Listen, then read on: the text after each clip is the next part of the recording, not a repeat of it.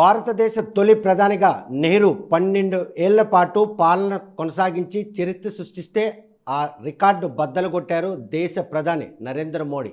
12 ఏళ్ల పాటు ఆయన పరిపాలన ఈరోజు భారతదేశం ప్రపంచ దేశాలనే ఆకట్టుకునే పరిణామాలు. ఇటువంటి ఘనతను ఆర్జించినటువంటి దేశ ప్రధాని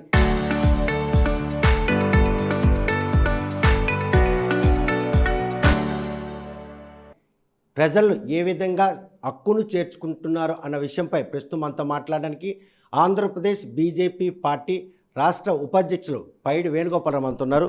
చూస్తే కనుక సుదీర్ఘకాలం 12 ఏళ్ల పాటు పరిపాలన సాగించడంలో ప్రతిసారి కూడా ఒక వినూత్నమైనటువంటి నిర్ణయాలు సాహసోపేతం, ఒక డిమానిటైజేషన్ కానీ, లేకపోతే ఒక జిఎస్టీ కానీ, ఒక రామ మందిర్ నిర్మాణాలు కానీ, ఇటువంటివన్నీ కూడాను అడుగు అడుగున కూడా ఆటంకాలను అతిరేకిస్తూ ఈ ఘనతను ఆర్జించడం వెనక మోడీ మేనియా అనుకోవాలా, బీజేపీ చరిస్మా అనుకోవాలి?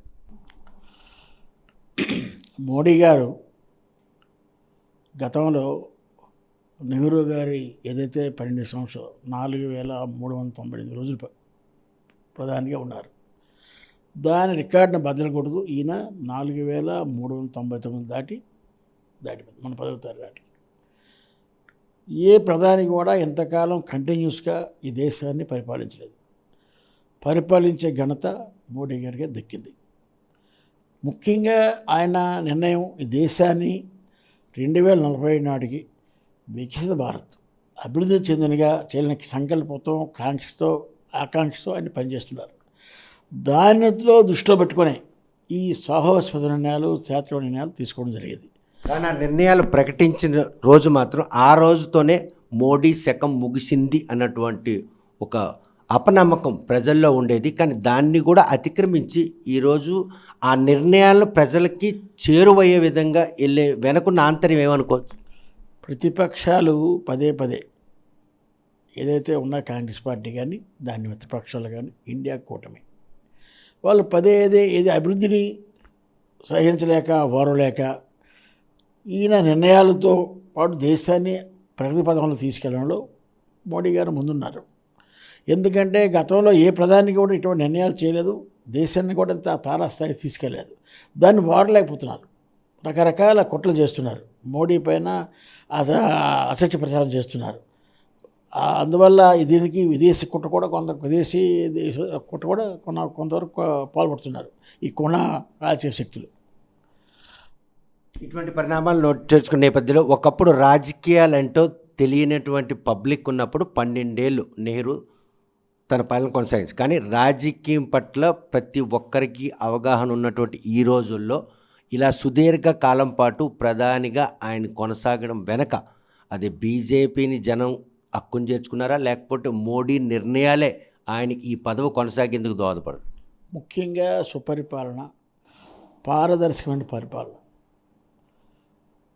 అంత డిజిటలైజేషను, ప్రతిదీ కూడా ఇంతకుముందు 100 రూపాయలు వస్తే స్వయంగా రాహుల్ గాంధీ చెప్పాడు కింద స్థాయికి వెళ్ళేసరికి 10 పైసలు ఉంటుంది.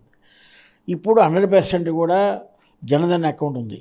55 కోట్ల మందికి అకౌంట్స్ ఓపెన్ చేశాడు ఈయన వచ్చిన తర్వాత. అందులో డైరెక్ట్గా అమౌంట్ కేంద్రం నుంచి కానీ రాష్ట్రం నుంచి వచ్చే పథకాల తాలూకా సంక్షేమ పథకాల డబ్బులన్నీ కూడా అందులో పడుతున్నాయి. అందువల్ల డిజిటలైజేషన్ అయింది. తర్వాత పారదర్శకమైన పరిపాలన కూడా అందుతుంది, అవినీతి రహిత పరిపాలన. కానీ ఇటువంటి పరిపాలన కొనసాగుతున్న నేపథ్యంలో పలు రాష్ట్రాల్లో ఇంకా ప్రాంతీయ పార్టీలతో పొత్తు పెట్టుకోవడం వెనక మోడీ తీసుకున్నటువంటి నిర్ణయాలకి ఆ పార్టీల సహకారమే బీజేపీ ఈరోజు భారతదేశంలో వికసిస్తుందంటే ఇప్పుడు మనం భారతీయ జనతా పార్టీ ఉంది, వాళ్ళు మాతో కలిసి వస్తే ఏదైతే మోడీ గారి పట్ల, మన భారతీయ జనతా పట్ల, మన నిర్ణయాల పట్ల, మా అభివృద్ధి పథకంలో వాళ్ళు భాగస్వాములు కావాలి. ఈ దేశాన్ని రక్షించేవాడు, అభివృద్ధి చెందే నాయకుడు మోడీ గారు నమ్మితేనే మాతో పాటు వస్తున్నారు, అంతమించి వేరే కాదు. కానీ ఆంధ్రప్రదేశ్ విషయానికి వచ్చరికి రాష్ట్ర విభజన అనంతరం 2014లో బీజేపీతో కలిసి అధికారంలోకి వచ్చిన టీడీపీ 2019లో తెగదెంపులు చేసుకుంది. అప్పట్లో జగన్ కూడా బీజేపీని హక్కును చేర్చుకుంది. ఈ 2 ముక్కలాటని ఏమంటారు?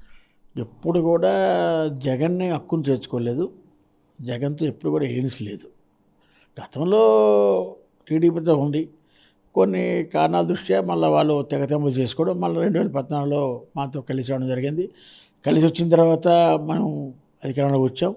మొన్న 2024 కూడా జనసేన, బీజేపీ, టీడీపీ కలిసి రావడం వల్లే కూటమి ప్రభుత్వం బంపర్ మెజార్టీతో ఇంచుమించు 121 స్థానాలతో గెలవడం జరిగింది. 5 రాష్ట్రాల ఎన్నికల ఫలితాల్లో కూడాను బీజేపీ తాలూకు మార్క్ ఉంది. ఎక్కడైతే వెస్ట్ బెంగాల్లో అసలు బీజేపీ అసలు ఏమైద్ది అన్నట్టు దీంట్లో గెలిచిన తర్వాత ఈరోజు మోడీ 12 ఏళ్ళు ప్రధానిగా పూర్తి చేసుకున్న తరుణంలో ఈ పెట్రోల్, డీజిల్ తర్వాత ఈ క్రైసిస్ని ఏ విధంగా తీసుకోండి? ఇప్పుడు ప్రపంచం అంతా కూడా ఆర్థిక మాధ్యమంలో కొట్టుమిట్టాడుతుంటే భారతదేశం కొంతవరకు మన పొరుగు దేశమైన బంగ్లాదేశ్ కానీ, పాకిస్తాన్ కానీ, లేకపోతే ఆఫ్ఘనిస్తాన్ కానీ దేశాలు రేట్లు ఇప్పుడు తారాస్థాయి చేరిపోయాయి. పెట్రోల్ అక్కడ 200 రూపాయల పైన, ఒక 5-10 రూపాయలు నామాత్రంగా ఈ వార్ వల్ల మనకి ఇరాను, ఇది అమెరికా, యుఎస్ఏ మన యుద్ధం వల్ల కొంతవరకు ఈ క్రూడ్ ఆయిల్ మనం ఇతర దేశంలో ఆధారపడి ఉండడం వల్ల కొంతవరకు ఇబ్బంది ఉంది. దాని రేట్లు కూడా పెంచడం జరిగింది. అది మిగతా దేశాలతో పోలిస్తే మనం బ్రహ్మాండంగా ఉన్నాం. మనం అయినప్పటికి కూడాను ధరల భారం మోడీ హయాంలోనే 12 ఏళ్ళు పూర్తి ఒక సంతోషమైనటువంటి సంబరాలు జరుపుకున్న తరుణంలో ప్రజలపై మాత్రం ఈ ధరల భారాన్ని మోడీ కారణంగా జరిగిందంటే మోడీ కారణంగా కాదండి. ప్రపంచంలో ఉన్న మారుతున్న రాజకీయ పరిస్థితి బట్టి, ఆర్థిక పరిస్థితులు బట్టి మనకి ఈ పరిస్థితి ఆయన చెప్పాడు. మనం కొద్దిగా ఈ యుద్ధ వాతావరణం వల్ల మన ఆర్థికంగా కొద్దిగా ఇబ్బంది పడుతున్నాం కాబట్టి కొన్ని జాగ్రత్తలు తీసుకోవాలి, కొంతమంది కొద్దిగా మనం పాటించాలని చెప్పాడు. అంటే పొదుపు మంత్రాన్ని పాటించాలని ఆయన చెప్పిన మాటలకి ఆయన చేస్తున్నటువంటి నిర్ణయాలకి చాలా వ్యత్యాసం ఉంది. పెట్రోల్, డీజిల్ ధరలు పెంచుకుంటూ పోతున్న మోడీ సెంట్రల్ గవర్నమెంట్ ఈరోజు విమానాలకు సంబంధించిన ఇంధనం ధరలు తగ్గించడం వెనుక కార్పొరేట్ సెక్టర్లకి కొంగు కాసే విధంగా ఉన్న ఆరోపణలు. ఇప్పుడు కార్పొరేట్ సెక్టర్లు కాదండి, ఇప్పుడు విమానయానం ఇప్పుడు సామాన్యుడు కూడా ప్రయాణిస్తున్నాడు. అవి రేటు ఇంధనం తగ్గించకపోతే రేటు పెరుగుతాయి ఆటోమేటిక్గా. దీని తర్వాత ఇది డెన్సిటీ తగ్గిపోద్ది. ఇప్పుడు ప్రజలు విమానయానం చేయడంలో ఇప్పుడు మధ్యతరగతి వాళ్ళకి, పేదవాళ్ళకి కూడా అందుబాటులో ఉన్నాయి. ఇంతకుముందు విమానం ఎక్కాలంటే చాలా పెద్దవాడు ఎక్కాలి, ఎంపీ ఎక్కాలి, ఎంఐ ఎక్కాలి, పెద్దవాళ్ళు ఎక్కాలి అని చెప్పేసి ఆలోచన ఉంటుంది. ఇప్పుడు సామాన్యుడు కూడా విమానాలు ఎక్కుతున్నాడు, ఎక్కిస్తే రేటు పెరిగిపోతాయి అందుకే వేరే ఉద్దేశం కాదు మోడీ గారిది. కానీ అక్కడ ఇంధనం ధర తగ్గించడం ఏంటి, డీజిల్, పెట్రోల్ పొదుపుగా వాడడం అంటే సూచన చేయడం ఏంటి అనేది ప్రశ్న. అదే ఉద్దేశం కాదు, కేంద్ర ప్రభుత్వం తాలూకు ఉద్దేశం అది కాదు. దానికి పెంచడం వల్ల విమానయాన రేట్లు ఛార్జీలు పెరుగుతాయి. కొద్ది తగ్గిస్తే సామాన్యులకు అందుబాటులో ఉంటుంది ఉద్దేశంతో పెంచడం జరిగింది తప్ప వేరే ఉద్దేశం కాదు. ప్రస్తుతం మాత్రం ఏదైతే 12 ఏళ్ళు సంబరాలు జరుపుకుంటున్న ఈ తరుణంలో రేపు 2029లో పలు రాష్ట్రాల్లో జరగబోయే ఎన్నికల్లో బీజేపీ ఆయా రాష్ట్రాల్లో ప్రాంతీయ పార్టీలు భూస్థాపితం చేసుకునేందుకు 15 ఏళ్ళు పూర్తి చేసుకున్నటువంటి మోడీ ఒక స్కెచ్ చేస్తున్నారు. అటువంటి స్కెచ్లు లేవండి. ఈ ప్రజలకు నమ్మకం ఏంటి, మోడీయే దేశాన్ని రక్షించగలడు. మోడీ వల్ల భారతీయ జనతా పార్టీ, ఎన్డీఏ వల్ల దేశాన్ని అభివృద్ధి చెందుతుంది ఆ నమ్మకం మీద గతంలో 4-5 రాష్ట్రాలకే 2014 ముందు 5-6 రాష్ట్రాల పరిధిలో భారతీయ జనతా పార్టీ ఈరోజు స్వతహాగా 17 రాష్ట్రాలు, మిత్రపక్షాలతో కలిపి 2 రాష్ట్రాల్లో అధికారంలో ఉంది. 2024 తర్వాత ఏ రాష్ట్రంలో ఎన్నికలు జరిగినా సరే హర్యానాలో కానీ, మహారాష్ట్రలో కానీ, అస్సాంలో కానీ, వెస్ట్ బెంగాల్లో కానీ ఈ రాష్ట్రాలన్నీ కూడా బీజేపీ మిత్రపక్షాలు కైవసం చేసుకున్నాయి. దానికి కారణం మోడీ గారు వచ్చిన తర్వాత అభివృద్ధితో 2 సార్లు అస్సాం ఉంది, 3వసారి హ్యాట్రిక్, అలాగే హర్యానా ఉంది, 3వసారి, అలాగే మహారాష్ట్ర ఉంది, అలాగే వెస్ట్ బెంగాల్లో కూడా ఆవిడి తీరు పట్ల ఆవిడ అరాచక పరిపాలన, అక్కడ ల్యాండర్ ప్రాబ్లం, ఎవరికి రక్షణ లేదు. మిగతా ఇంచుమించు 300 మంది కార్యకర్తల్ని ఆర్ఎస్ఎస్ బీజేపీ కార్యకర్తలను చంపించింది ఆవిడ. విసిగి వ్యాసారి అరాచక వ్యతిరేకంగా పెద్ద ఎత్తున అక్కడ ప్రజలు మార్పు కోరుకున్నారు. కాబట్టి అక్కడ 208 సీట్లు మేము కైవసం చేసుకున్నాం. గెలిచిన ఎమ్మెల్యేలు కూడా ఆవిడ బాధ భరించలేక, అలా మేనల్లో బాధ భరించలేక మరి ఇప్పుడు బీజేపీతో సత్సంగం పెట్టుకొని బీజేపీలో వాళ్ళు వేరే పార్టీ పెట్టుకొని రావడం జరుగుతుంది. భవిష్యత్తులో కూడా ఏ రాష్ట్రంలో జరిగినా సరే బ్రహ్మాండంగా బీజేపీ మిత్రపక్షాలకు వస్తుంది.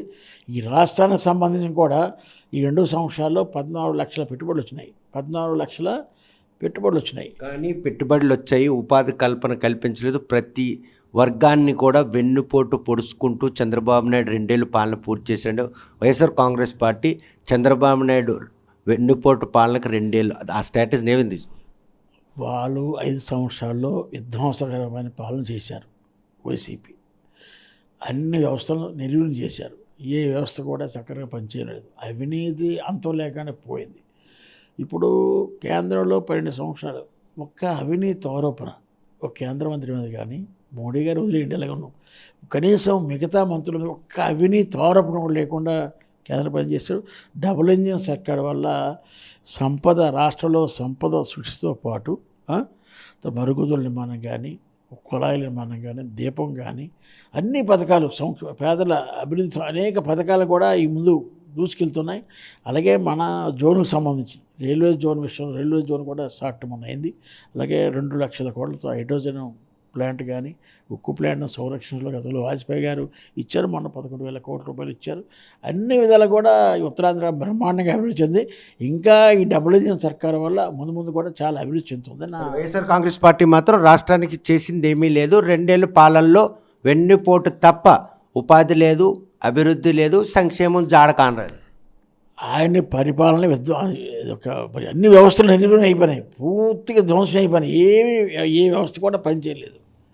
ఈయన వచ్చి డబుల్ ఇంజిన్ సర్కార్ వల్ల మోడీ గారు కేంద్రం బీజేపీతో ఈ ఏజెన్సీ వల్ల వాళ్ళ సహకారంతో అన్ని విధాల రాష్ట్రాన్ని ప్రగతి పథంలో ఏదైతే వికసిత భారత్ ఆంధ్రప్రదేశ్ వికసిత భారత్ 2047కి దేశంలోనూ ఆంధ్రప్రదేశ్ కూడా అభివృద్ధి చెందాలని 2040 టార్గెట్ పెట్టుకొని అతల రాష్ట్రము అతల కేంద్రం కూడా ముందుకెళ్తున్నాయి.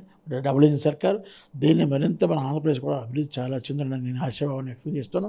గతంలో కంటే అనేక రెట్లు రైల్వేలైన్స్ కానీ ఉపాధి హామీ పథకంలో డబ్బులు కూడా ఇప్పుడు 5వ 6వ 7 స్థానం ఉంది. అమౌంట్ మనకు కేటాయించారు. 5వ స్థానం దేశంలో 20 లక్షల ఇల్లు ఇచ్చారు మనకి. 20 లక్షల ఇల్లు.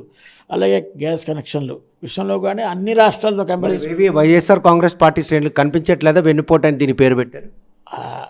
ఒకటి వాళ్ళకి అభివృద్ధి కనిపించట్లేదు.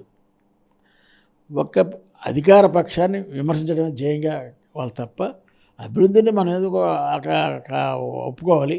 ఏదో తప్పు చేస్తే ప్రతిపక్ష పార్టీ విమర్శించాలి. తప్పు కాదు. కానీ ఏది చేసినా ఏ అభివృద్ధి చేసినా కాదంటే మేము ఎవరేం చేస్తామండి. వికసిత్ భారత్లో భాగంగా 2047 ఎజెండాగా భారతదేశాన్ని ప్రపంచ దేశాల అభివృద్ధి చెందిన దేశాల చెంత నిలిపేందుకు ప్రధాని మోడీ తీసుకున్నటువంటి సాహసోపేత నిర్ణయాలు ఈరోజు దేశ ప్రజలందరూ కూడా ఆయన పాలనపై మక్కువ చూపుతున్నారు, ఆయన హక్కును చేర్చుకుంటున్నారు. ఇటువంటి సుపరిపాలన సాగించేందుకు ఆయన చేస్తున్న ప్రయత్నంలో ప్రాంతీయ పార్టీలు చాలా మట్టుగా బీజేపీకి ఆకర్షితులైంది. దేశ ప్రధాని అడుగుజాడల్లో గనక రాష్ట్రాలు నడిచినట్టయితే గనక ఈరోజు అభివృద్ధి జరుగుతుంది. అందుకు ఆంధ్రప్రదేశ్ తార్కాణం అని చెప్తున్నారు. డబల్ ఇంజిన్ సర్కార్ ఆంధ్రప్రదేశ్లో అభివృద్ధి, సంక్షేమం, ఉపాధి కల్పనలో కూడాను తో పాటు సుదీర్ఘ కాలం పాటు నిర్మాణానికి కానీ నిర్ణయానికి కూడా ఆటంకం ఉన్నట్టు వాటిని కూడా అధిగమించారు. అందులో రైల్వే జోన్ నిర్మాణం విషయంలో కూడా కేంద్ర ప్రభుత్వం చొరవ ఉంది. ప్రస్తుతం ఈ పాలన ఇలాగే కొనసాగించి ప్రధానమంత్రి ఆశయ సాధనకు అన్ని రాష్ట్రాలు కూడా సహకరిస్తాయి. భారతదేశం మాత్రం ప్రపంచ అభివృద్ధి చెందిన దేశాల చెంతం చేరే రోజు దగ్గరలో ఉంది అన్నటువంటి సంకేతం మాత్రం మోడీ పరిపాలన విషయంలో ప్రజలందరూ ఆకర్షితులు అవుతున్నారు అనడానికి ఈ పరిపాలన దక్షతే ఒక తార్కాణంగా చెప్పుకోవచ్చు. వీడియో జర్నలిస్ట్ రామకృష్ణతో సత్యం, RTV శ్రీకాకుళం.